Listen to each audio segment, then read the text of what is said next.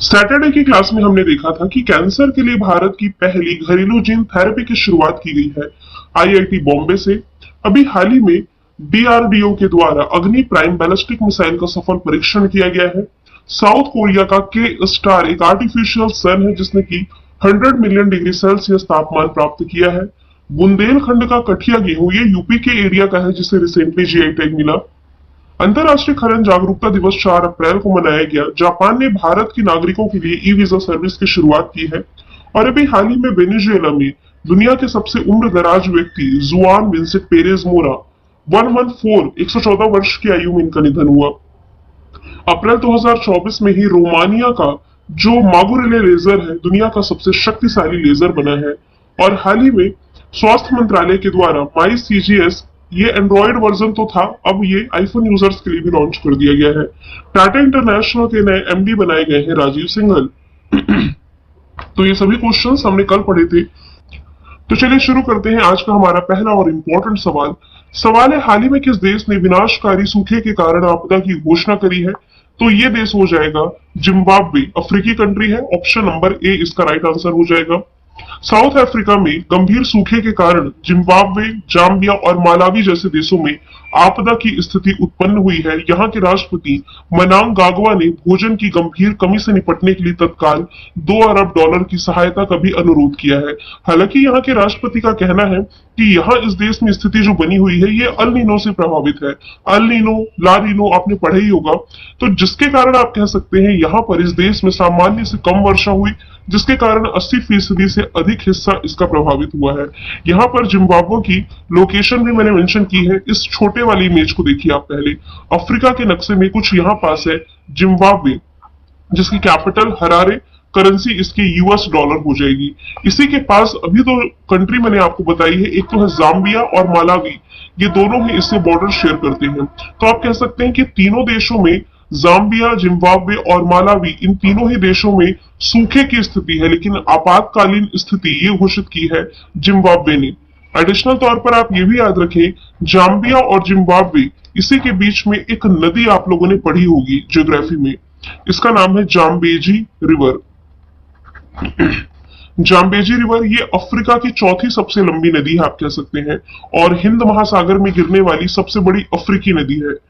इसी जाम्बेजी नदी पर करीबा बांध है जो कि अफ्रीका में सबसे अधिक जल विद्युत का उत्पादन करता है। तो ये भी एडिशनल तौर पर आप याद रख सकते हैं। अब ऑप्शन से थ्रू आप देखें तो जाम्बिया, तंजानिया और मिस्र, ये सभी अफ्रीकी कंट्री के मैंने ऑप्शन रखे हैं। तो जाम्बिया और जिम्बाब्वे ये तो मैंने दिखा दिया। तंजानिया और मिस्र से चलिए रिलेट करते हैं। 2022 में कॉन्फ्रेंस ऑफ पार्टीज, ये इसका 28th एडिशन मिस्र ने होस्ट किया था। यहाँ के तीसरी बार राष्ट्रपति अब्दुल फतह अल सीसी बन गए हैं। इसके अलावा साइक्लोन अभ्यास भारत और इजिप्ट के बीच में ही आयोजित किया गया है। तंजानिया से आप क्या रिलेट कर सकते हैं? तंजानिया की सामिया सुलहू जो यहाँ की राष्ट्रपति है, ये भारत के दौरे पर थी, तब इन्हें जेएनयू ने अपनी मानद उपाधि से सम्मानित किया था। दूसरा सवाल है, आरबीआई के किस पूर्व डिप्टी गवर्नर को विश्व बैंक के आर्थिक सलाहकार पैनल में नियुक्त किया गया है? तो आंसर इसका हो जाएगा राकेश मोहन। विश्व बैंक समूह में मुख्य अर्थशास्त्री जो है इंदर मिटगिल इस पैनल की सह अध्यक्षता करेंगे। जिन राकेश मोहन की नियुक्ति की गई है ना आर्थिक सलाहकार पैनल में, इसके पहले ये आईएमएफ इंटरनेशनल मॉनेटरी फंड में इस बोर्ड में कार्यकारी निदेशक रह चुके हैं। वित्त मंत्रालय में आर्थिक मामलों के सचिव और मुख्य आर्थिक सलाहकार, और उद्योग मंत्रालय में भी आर्थिक सलाहकार रह चुके हैं। अभी ये वर्ल्ड बैंक में नियुक्त किए गए हैं। वर्ल्ड बैंक जो फॉर्मेशन ईयर है 1944, वॉशिंगटन डीसी में हेडक्वार्टर, अध्यक्ष इसके भारतीय मूल के अजय बंगा हो जाएंगे। उर्जित पटेल से आप क्या रिलेट कर सकते हैं? एशियन इंफ्रास्ट्रक्चर इन्वेस्टमेंट बैंक, इसके ये उपाध्यक्ष बनाए गए थे। ये वही एआईआईबी है जिसका मुख्यालय मैंने आपको बीजिंग चाइना में पढ़ाया था। अंशुला कांत ये चीफ फाइनेंशियल ऑफिसर है किसकी? वर्ल्ड बैंक की। इसके पहले ये भारत में एसबीआई की, स्टेट बैंक ऑफ इंडिया की एमडी हुआ करती थी। आगे चलते हैं। हाल ही में पेरिस ओलंपिक में भारत की पहली महिला जूरी सदस्य जो बनी है, इनका नाम हो जाएगा Bilkis Mir. Option number C इसका राइट आंसर हो जाएगा। ये भारत की पहली महिला जूरी सदस्य है ना पेरिस ओलंपिक के लिए। जम्मू कश्मीर की है बिल्किस मीर। ये पेरिस ओलंपिक में भारतीय मूल की जूरी सदस्य बनकर के इन्होंने इतिहास रचा है। उन्हें भारतीय ओलंपिक संघ यानी कि इंडियन ओलंपिक एसोसिएशन के द्वारा नॉमिनेट किया गया है। उन्होंने एशियाई खेलों में जूरी सदस्य के रूप में काम किया। 1998 में कैनोइंग से अपने करियर की शुरुआत की थी। यदि मैं बात करूं पेरिस ओलंपिक की, तो देखिए इस साल ये होस्ट कर रहा है फ्रांस की कैपिटल पेरिस, जिसका शुभंकर है फ्रीजियन कैप। दो इंपॉर्टेंट पॉइंट जो मैंने आपको पढ़ा है, मशाल वाहक अभिनव बिंद्रा को चुना गया है, ध्वज वाहक के रूप में शरद कमल की नियुक्ति की गई है। बात की जाए यदि डायना एल्डूसी की, तो ये आईसीसी हॉल ऑफ फेम में शामिल भारत की पहली महिला बनी है। PT Usha Indian Olympic association की पहली महिला अध्यक्ष है। कर्णम मल्लेश्वरी जो है ना, इनकी नियुक्ति अभी हाल ही में दिल्ली स्पोर्ट्स यूनिवर्सिटी के चांसलर के रूप में की गई थी। तो दिल्ली स्पोर्ट्स यूनिवर्सिटी की ये पहली चांसलर रही थी, पहली महिला चांसलर कर्णम मल्लेश्वरी। चौथा सवाल है, हाल ही में किस देश ने 2026 में कॉमनवेल्थ खेलों की मेजबानी से हटने का फैसला किया है? तो 2026 में इस खेल की मेजबानी करने जा रहा था सिंगापुर, लेकिन सिंगापुर ने इस वादे से पीछे हट गया, आप कह सकते हैं। पिछले साल बढ़ती लागत के कारण ऑस्ट्रेलिया का जो विक्टोरिया शहर था, ये भी हट गया था कि भाई हम होस्ट नहीं करेंगे। हालांकि पिछले ही महीने जो सीजीएफ है, सीजीएफ की फुल फॉर्म बनती है कॉमनवेल्थ गेम्स फेडरेशन, इसकी ओर से हालांकि 126 मिलियन की स्वीटनर पेशकश भी की गई कि इतना इसमें हम फंडिंग कर सकते हैं। इसके बावजूद मलेशिया ने लागत के कारण मेजबानी करने से इनकार किया है। देखिए हर 4 साल में कॉमनवेल्थ गेम्स आयोजित किए जाते हैं, यानी कि राष्ट्रमंडल खेल। इसकी शुरुआत यदि मैं कहूं कब से की गई थी, तो 1930 से की गई थी, हैमिल्टन कनाडा से। हर 4 साल में होते हैं। अभी पिछले बार जो हुआ ये आयोजित किया गया था 2022 में इंग्लैंड के बर्मिंघम शहर में। बात की जाए यदि सिंगापुर की, तो कैपिटल इसकी Singapore city, currency Singapore dollar और थर्मल सनमुगन रत्नम, ये रिसेंटली यहाँ के राष्ट्रपति बनाए गए हैं। अब पाकिस्तान की यदि बात करूं मैं, तो पाकिस्तान और श्रीलंका, ये दो ऑप्शन आप यहां से रिलेट कर सकते हैं। हालांकि श्रीलंका को ऑप्शन में मैंने नहीं रखा है। एडिशनल तौर पर आप ये याद कर लें कि लास्ट ईयर का जो एशिया कप रहा था, जिसमें कि भारत विजेता रहा, ये दो कंट्री ने होस्ट किया था, पाकिस्तान और श्रीलंका में। फाइनल इसका श्रीलंका के कोलंबो में खेला गया था।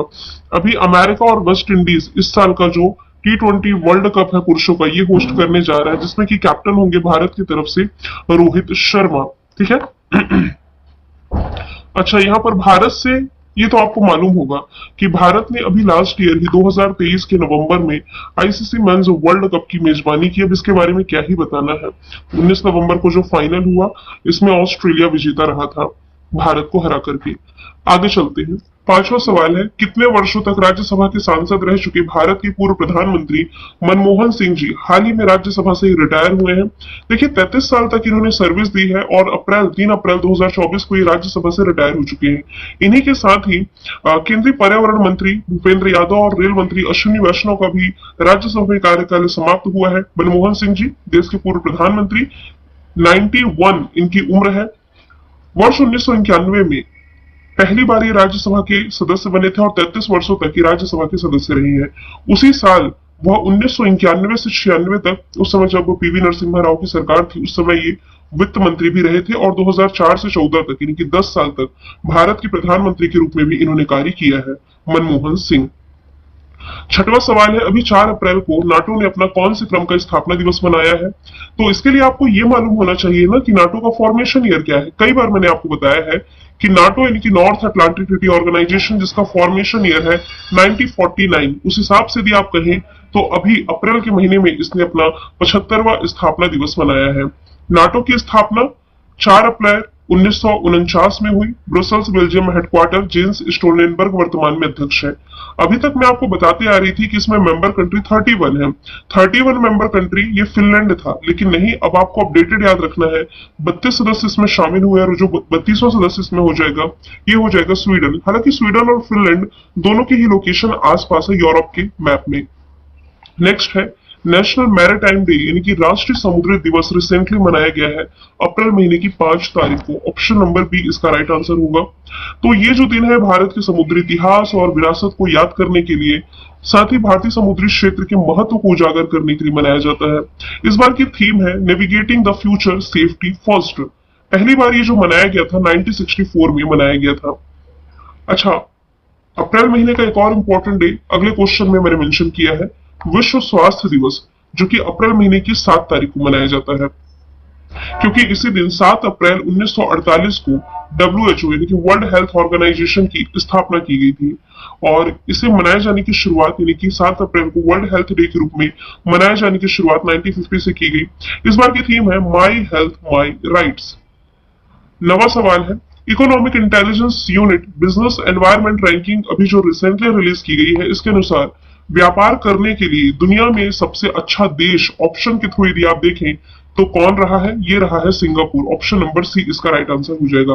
यानी कि जहां पर बेहतरीन बिजनेस एनवायरनमेंट प्रोवाइड कराया जाता है, इस लिस्ट में सिंगापुर टॉप पर, फिर डेनमार्क और फिर अमेरिका को रखा गया है। इस लिस्ट में भारत को 51 प्लेस पर रखा गया है। ये जो इकोनॉमिक इंटेलिजेंस यूनिट की लिस्ट है ना, बिजनेस एटमॉस्फेयर की, बिजनेस एनवायरनमेंट की, इस हिसाब से सिंगापुर लगातार 16वें साल इसमें टॉप पर है। रही बात सिंगापुर की, तो अभी हम मैप के थ्रू इसे देख ही चुके हैं, है ना। अब ऑप्शन के थ्रू यदि हम देखें तो सबसे ज्यादा यूनिकॉर्न कंपनीज की संख्या किसी देश में है तो ये अमेरिका में है। डेनमार्क ये ऐसा देश है जहां सबसे कम करप्शन होता है, करप्शन के मामले में सबसे नीचे है। यदि पूछा जाता है सबसे अधिक करप्शन कहां होता है, करप्शन इंडेक्स में सोमालिया टॉप पर, भारत 93rd प्लेस पर है। हालांकि डिजिटल पेमेंट के मामले में अपना देश भारत टॉप पर है,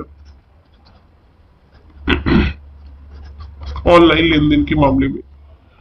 10वां सवाल है, हाल ही में कहां पर 5200 वर्ष पुरानी हड़प्पा बस्ती की खोज की गई है? रिसेंटली इसकी खोज की गई है गुजरात में। ऑप्शन नंबर ए इसका राइट आंसर हो जाएगा। गुजरात के कच्छ में केरल विश्वविद्यालय के जो पुरातत्वविद है, इन्होंने विभिन्न संस्थानों के सहयोग से गुजरात के पड़ता बेट कक्ष में एक महत्वपूर्ण हड़प्पा बस्ती का पता लगाया है। इस खनन से यह पता लगा है कि लगभग 3200 ईसा पूर्व से 1700 ईसा पूर्व की हड़प्पा बस्ती के प्रमाण यहां से मिले हैं, जिसमें कि स्थानीय रूप से उपलब्ध जो बलुआ पत्थर था और शैलो यानी कि पत्थर से बना गोलाकार और आयताकार संरचनाएं भी इसमें देखने को मिली है। अब हिस्ट्री में आप लोगों ने पढ़ा ही होगा कि हड़प्पा सभ्यता की खोज 1921 में दयाराम साहनी जी के द्वारा की गई। रावी नदी के किनारे स्थित ये पाकिस्तान के मांडगुमरी क्षेत्र में स्थित है। बात की जाए यदि गुजरात की राजधानी गांधीनगर, मुख्यमंत्री भूपेंद्र पटेल, राज्यपाल Acharya Devvrat, Gir Vansda blackbuck marine national park है, गरबा यहाँ का लोक नृत्य जिसे यूनेस्को की विरासत सूची में शामिल किया गया है, पतंग महोत्सव अंतर्राष्ट्रीय यहीं पर मनाया जाता है, सरदार सरोवर बांध, दंतीवाड़ा बांध यही है। यूएस की चिप कंपनी माइक्रॉन ये अपना सेमीकंडक्टर असेंबली यहीं स्थापित करने जा रही है। चर्चे में रहा काकड़ा पहाड़ पर परमाणु ऊर्जा परियोजना यही है और सेमीकंडक्टर पॉलिसी लागू करने वाला ये पहला राज्य भी है। इस समय हम कुछ नेशनल पार्क बायोस्फीयर रिजर्व कर रहे हैं। इसमें आज मैंने बायोस्फीयर ऐड किया है। नंदा देवी राष्ट्रीय उद्यान बायोस्फीयर ये उत्तराखंड में है। मन्नार की खाड़ी तमिलनाडु में, नौकरेक लिखा नाकरेक भी कह सकते हैं, ये मेघालय में, सुंदरवन पश्चिम बंगाल में, मानस असम में, सिमलीपाल ओडिशा में, दिहांग दिबांग अरुणाचल प्रदेश में, कक्षकरण बायोस्फीयर रिजर्व गुजरात में, great Nicobar biosphere reserve Andaman Nicobar में, डिब्रू साइखोवा असम में हो जाएगा। कल मैंने आपसे पूछा था भारत का सबसे बड़ा कृषि अपशिष्ट आधारित जैव सीएनजी प्लांट कहां स्थापित किया गया है, कहां स्थापित किया जा रहा है? तो आंसर इसका था उत्तर प्रदेश। आज का सवाल है आपका, हाल ही में किसी major Dhyan Chand lifetime achievement award 2023 से सम्मानित किया गया?